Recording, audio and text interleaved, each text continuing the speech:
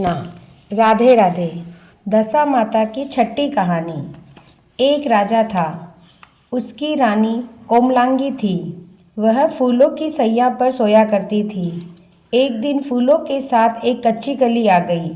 कच्ची कली के कारण उस रानी को रात भर नींद नहीं आई। वह करवटें बदलती रही। राजा ने पूछा, रानी आज क्या बात है जो तुम्हें नींद नहीं आ रही है? रानी ने बताया कि आज फूलों में एक कच्ची कली आ गई। वह मेरे शरीर में चुभ रही है, इस कारण मुझे नींद नहीं आ रही है। राजा ने शयन कक्ष में एक दीपक जल रहा था, जिसे ज्योति स्वरूप कहते थे। ज्योति स्वरूप रानी की बात सुनकर हंसा। राजा ने हाथ जोड़कर उससे हंसने का कारण पूछा। ज्योति स्वरूप ने बताया कि अभी तो रानी को कच्ची कली के कारण इतनी तकलीफ हो रही है। कल सवेरे होने पर जब रानी के सिर पर बोझा ढोना पड़ेगा तब इसकी क्या हालत होगी। राजा ने पूछा, क्या मेरे जीवित रहते ऐसा हो सकता है क्या? तब दीपक ज्योति स्वरूप ने उत्तर दिया कि जो रानी है, रानी के साथ यह संभव होगा और ऐसा होगा, ये नियति है। तुम्हारे जीते जी ही संभव है। ज्योति स्वरूप की बात सुनकर राजा ने मन में सोचा कि देववाणी कभी असत्य नहीं होती है। होनी को कौन टाल सकता था।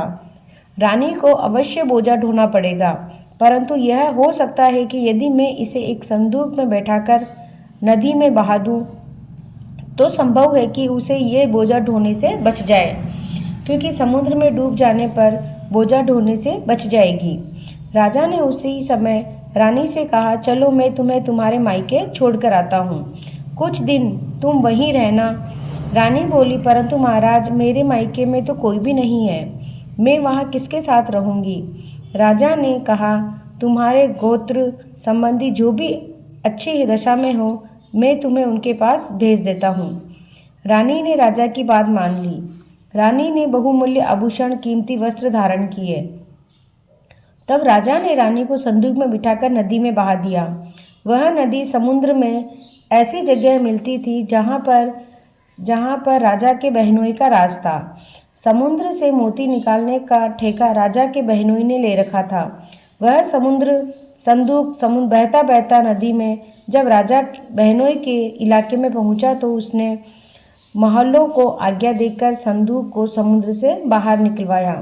संदूक को उसने अपने महल के शयन कक्ष में भिजवा दिया और आदेश दिया कि जब मैं पूछूं तो उसे बताना और इसे अकेले मत खोलना। राजा का बहनोई, जो उस जगह का स्वयं राजा था, शयन कक्ष में संदूक के पहुंचते ही रानी को पता चला कि इस संदूक को राजा ने समुद्र में पाया है, तो वह फौरन शयन कक्ष में आ गई। पर उसने पहरेदारों को हट जाने को कहा। रानी ने संदूक खोल दिया। उसे संदूक के अंदर एक 16 श्रृंगार किए सर्वांग सुंदरी मिली।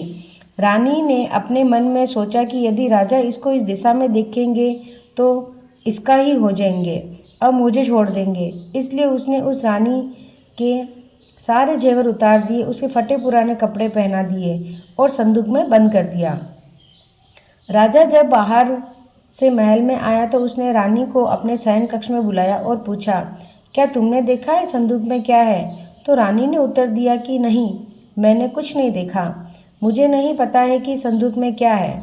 राजा ने रानी के सामने संदूक को खुलवाया तो उस संदूक के अंदर फटे पुराने कपड़े पहने एक स्त्री दिखाई दी, जो भिखारिन जैसी दिख रही थी।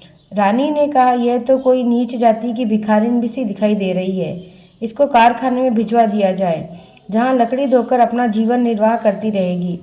राजा ने रानी से कहे अनुसार उसे कारखाने में भिजवा दिया। एक दिन रानी की सहेलियां नदी में स्नान करके दशा माता का डोरा ले रही थी। उसके पास एक डोरा बच गया। वे ये सोच रही थी कि इस डोरे को किसको दें। तो उसी समय देवभोज से उसी समय लकड़ी ढोने वाली रानी वहां आ गई। उन्होंने उसे रोककर पूछा, बहन तुम किस वर्ण की हो? उच्च वर्ण की हो तो हमारे से दशा माता का डोरा ले लो। रानी ने कहा, मुझे डोरा लेने में कोई हर्ज नहीं है, परंतु मुझे तो खाने भर को भी नहीं मिलता, मैं इस डोरे की पूजा कैसे करूँगी? तो वो बोली कि तुम इसकी चिंता मत करो, हम रोज़ इस जगह स्नान करने आएंगे, 9 दिन तक हम यहाँ कथा सुनेंगे। तुम भी रोज आकर कथा सुनने के लिए शामिल हो जाना। 10वें दिन पूजा होगी, तब दशा माता चाहेगी तो तुम्हारी दशा भी बदल जाएगी। रानी ने दशा माता का ध्यान कर उनसे डोरा ले लिया। उसी दिन रानी के पति को यह चिंता हुई कि रानी को संदूक में बहा तो दिया, परंतु उसका कहाँ होगी, क्या उसकी हालत हो रही होगी। उसकी खोज खबर लेने के लिए राजा ने एक नाव में बैठकर नदी द्वारा यात्रा करता हुआ अपने बहनोई के यहाँ पहुँचा। शाम के समय वह अपनी बहन से बोला कि मेरे हाथ पैर बहुत दर्द हो रहे हैं, किसी दबाने को बुलवा दो। तब बहन ने लकड़ी ढोने वाली भिखारिन को बुलाकर आज्ञा दी, राजा, आज की रात तू मेरे भाई के पैर दबाना। वह संकोच में पड़ गई कि अपने मन में सोचने लगी, आज तक मैंने किसी दूसरे पुरुष को छुआ तक नहीं। रानी अपने भाई के पैर दबाने के लिए उस पर जोर डाल रही थी, इसलिए लाचार होकर उसने हाँ कर दी। राजा के पैर दबाते दबाते रानी को उसके पाँव में एक पदम दिखाई पड़ा। रानी चुपचाप रोने लगी। उसके आंसू राजा के पैरों पर टपक गए। राजा ने उससे पूछा, तुम क्यों रो रही हो? तू अपना भेद मुझे बता दो, मेरे द्वारा तुमको कोई हानि नहीं होगी। रानी बोली, जैसा पदम आपके पैर में है वैसा ही पदम मेरे पति के पैर में भी था। उन पहले के दिनों की याद आ जाने पर मुझे रोना आ गया। राजा ने उसे पहचान लिया। राजा बोला, मैं समझ गया, अब तुम्हें पैर दबाने की जरूरत नहीं है। तुम्हारे भाग्य में जो लिखा था वह तुम्हें भोगना ही पड़ा। मैंने उसे टालने के लिए तुम्हें जो उपाय सूझा मैंने वो किया और नतीजा उल्टा ही निकला। तुम्हें मेरे जीते जी लकड़ियाँ ढूंढनी नहीं पड़ेगी। राजा ने अपनी धोती उतारकर रानी को दे दी और रानी एक कोने में पकड़कर सो गई। सवेरा हुआ, परंतु अतिथि राजा सोकर नहीं उठा और न ही पैर दबाने वाली दासी कमरे से बाहर निकली। राजा की बहन को चिंता सताने लगी कि थोड़ी देर के बाद दासी कनेर से बाहर निकली और कारखाने में काम करने चली गई। रानी ने कमरे में जाकर अपने भाई को जगाया। उसका भाई बोला, मेरी तबीयत ठीक नहीं है, मेरा सिर दुख रहा है, मैं अभी आराम करना चाहता हूँ, मेरा जी बहुत व्याकुल हो रहा है। रानी ने पूछा, आखिर क्या बात है, कुछ तो बताओ। राजा ने कहा, बड़ी शर्म की बात है, मैंने तुम्हारी भौजाई को जानबूझकर संदूक में बिठाकर तुम्हारे पास भेजा था कि उसे यहाँ आराम से रहना पड़ेगा, परंतु तुमने तो उसे लकड़ियाँ ढूंढने के लिए काम में लगा दिया।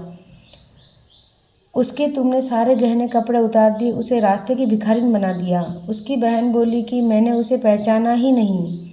उसने दासियों को भेजकर उसे चुपचाप अपने पास बुलवाया। उसके आने पर बहन ने अपने भौजाई से माफ़ी मांगी और उनके पैर पकड़ लिए। कुछ दिनों तक वह बहनोई के यहाँ रहे और रानी को साथ लेकर वापस राजधानी लौट गए। रानी ने अपने महल में पहुंचकर सुहागिनियों को न्योता दिया। बड़ी धूमधाम से दशा माता के डोरे की पूजा की और नगर में ढिंढोरा पिटवाया कि आज से अमीर गरीब सब दशा माता का डोरा लेवे और श्रद्धापूर्वक उसकी पूजा करें। उसके पास पूजन पारण के लिए धन की कमी हो तो वह हमारी कोठरी से आकर ले जावे।